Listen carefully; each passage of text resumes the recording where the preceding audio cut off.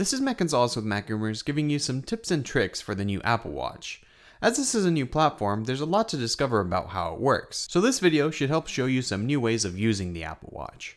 First off is the ability to launch apps from Siri. The app icons are a bit small, and if you find yourself missing them a lot, Siri may be the answer. All you have to do is say, "Hey Siri," or hold down the digital crown to activate Siri, and then say launch followed by the app. Next is the ability to switch to your last used app very quickly.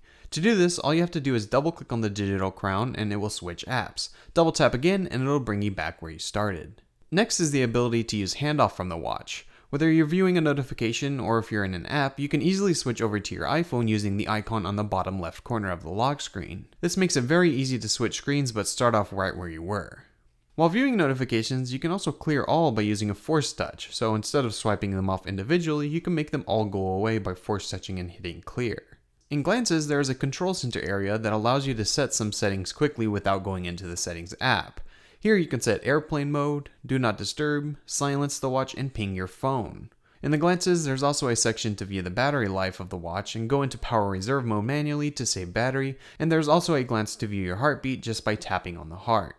Glances can be controlled and arranged from the iPhone Watch app, and you can also control different settings like being able to mute the watch when ringing by covering it up with your hand. And you can set it up to automatically resume to the last app you were using. By default, the watch goes to the clock face when you raise your wrist, but with this setting you could tell the watch to go to the last thing you were doing all the time. The Apple Watch also has the ability to take a screenshot.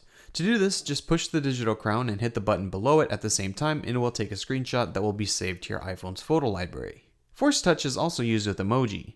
Besides being able to scroll through different faces and hearts, you can also force touch on them and it will change the color, giving you even more options.